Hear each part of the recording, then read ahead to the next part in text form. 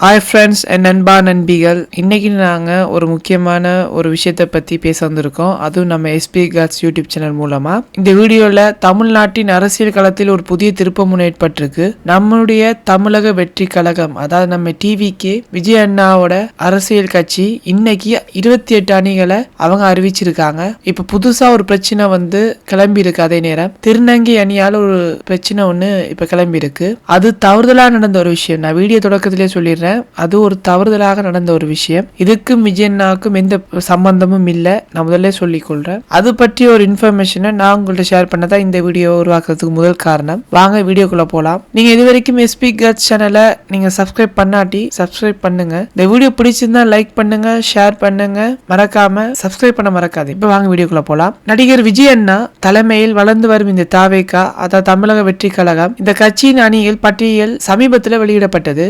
ஆனா இதில் திருநங்கை பிரிவுக்கான தரவரிசை பற்றி ஒரு பிரச்சனை ஒன்று கிளம்பி இருக்குது. அந்த சர்ச்சையை பற்றி அது குறித்து உங்களுக்கு நான் தெரியுமா? இன்று நாம இந்த விவகாரத்தை முழுமையா ஆராய்வோம். இந்த வீடியோல முழுமையா பாருங்க, உங்க கருத்துக்களையும் பெற சொல்லுங்க. தமிழக வெற்றி கழகம் புதிய அரசியல் சக்தியாக உருவாகி இருக்கு. 2026 சட்டமன்ற தேர்தலை இலக்காக கொண்டு நம்முடைய தலைவர் விஜய் அண்ணா ஒரு கட்சியின் கட்டமைப்பை வடிவமைக்க தீவிரம் காட்டி வராரு. அதான் தமிழக வெற்றி கழகம். சமீபத்தில் வெளியிடப்பட்ட மாநில மற்றும் மாவட்ட நிர்வாகிகளின் பட்டியலில் அதுவும் கட்சியின் அரசியல் பாதையில் முக்கியமான பங்கா மாறி இருக்கு. இதில் பெருங்கவனம் ஈர்த்திருக்கு. 28 புதிய சார்பு அணிகளை உருவாக்கி இருக்காரு. இந்த அணிகள் கட்சியின் செயல்பாட்டை விரிவுபடுத்தவும் அதன் மூலம் ஒரு விதமாக அமைக்கப்பட்டிருக்கு. இதில் தகவல் தொழில்நுட்பம் முதல் விவசாயிகள் பிரிவு வரை அனைத்து முக்கியமான பிரிவுகளிலும் இடம்பெற்றிருக்கு. ஆனா ஒரு பிரிவு மிகவும் சர்ச்சையாக ஏற்படுத்தியிருக்கு. அது என்னன்னு கேட்டீங்கன்னா திருநங்கை பிரிவு. முதல்ல இந்த 28 சார்பு அணிகளை பற்றி நாங்க பார்ப்போம். முழுமையான பட்டியல், அதன் முக்கியத்துவத்தையும் பார்ப்போம். தமிழக வெற்றி கழகத்தின் வெளியிட்ட 28 அணிகளின் பட்டியலில் முதலாவது தகவல் தொழில்நுட்ப பிரிவு,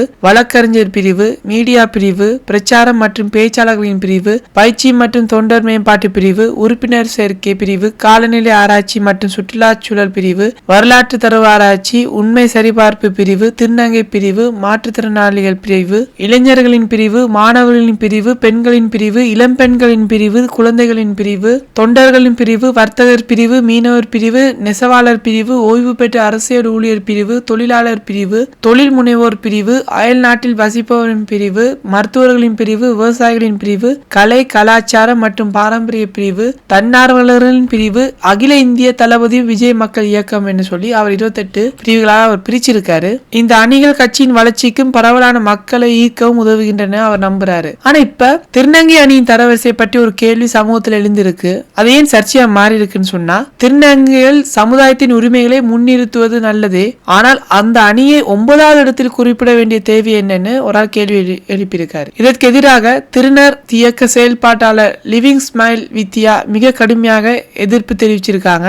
அவர் கூறியதாவது, இன்னும் எத்தனை நூற்றாண்டுகள் தான் 9 என்னும் இழிவை நாங்கள் தூக்கி சுமக்க வேண்டும் என்பது. இதன் மூலம் சமூகத்தில் இன்னும் இடர் நிலவி வருவதை அவருடைய கருத்து வெளிப்படுத்துகிறது. அரசியல் கட்சிகள் அனைவருக்கும் சமமான உரிமை கொடுக்க வேண்டுமா அல்லது இந்த தரவரிசை இனி மாற்றப்படுமா என்பதுதான் கேள்வி. பிரசாந்த் கிஷோர் சொல்லியிருக்காரு, தமிழக வெற்றி கழகத்தின் வளர்ச்சிக்கு தரும் பங்கின் முக்கியத்துவம் என்னன்னா, இந்த சர்ச்சையின் நடுவில் இந்திய அரசியலின் தேர்ச்சி பெற்ற வியூக ஆலோசகர் பிரசாந்த் கிஷோர் விஜயை சந்தித்திருக்காரு. விஜயின் சென்னை இல்லத்தில் நடந்த இந்த சந்திப்பில் கட்சியின் கட்டமைப்பு, வாக்கு சதவீத வளர்ச்சி, எதிர்கட்சிகள் மீது விமர்சன நெறிகள் ஆகியவை விவாதிக்கப்பட்டுள்ளன. தமிழக வெற்றி கழகத்தின் 2026 தேர்தலுக்கு தயாராகி வரும் நிலையில் பிரசாந்த் கிஷோரின் ஆலோசனைகள் மிக முக்கியமாக இருந்திருக்கு. அதோடு குழந்தைகளின் பிரிவு, இந்த பிரிவு ஏன் அரசியல் கட்சியில் சேர்க்கப்பட்டிருக்கு, இந்திய தேர்தல் ஆணையம் 18 வயதுக்கு உள்ளவர்களை கட்சி நடவடிக்கை சேர்ப்பது சட்டவிரோதம் என்று தெரிவித்த நிலையில் இது சர்ச்சையை உருவாக்கியிருக்கு. தமிழக வெற்றி கழகத்திற்கு இதற்கு என்ன பதில் சொல்கிறது? இது குழந்தைகளின் பாதுகாப்பு நோக்கமாக செயல்படும் என்று தெரிவிக்கப்படுகிறது. ஆனால் இது அரசியல் விளையாட்டு ஆகுமா என அவங்க கேள்வி எழுப்பியிருக்காங்க.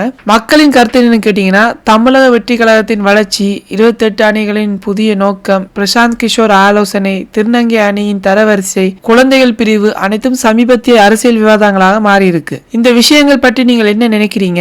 தமிழக வெற்றி அரசு பற்றி என்ன நினைக்கிறீங்க? ஃபர்ஸ்ட் ஆஃப் ஆல் முதல்ல இந்த திருநங்கை தரவரிசைக்கு ஒரு மெசேஜ் நான் உங்களுக்கு சொல்லி ஆகணும். அவங்க ட்விட்டர்ல, அதாவது லிவிங் ஸ்மைல், அவங்க என்ன சொல்லிருக்காங்கன்னா, இன்னும் எத்தனை நூற்றாண்டுகள் தாண்டா இந்த 9 என்னும் இழிவை நாங்கள் தூக்கி சுமக்க வேண்டும். நடிகர் விஜய் திருநர் விங்க் என்று துவங்கி இருப்பது நல்ல விஷயம். ஆனா அதை 9வது இடத்தில் லிஸ்ட் செய்ய வேண்டிய தேவை என்னன்னு அவங்க கேள்வி கேட்டிருக்காங்க. அதுக்கு நம்ம தாவேகா கட்சியில இருந்து ஒரு நபர் அவருக்கு பதில் அளிச்சிருக்காரு.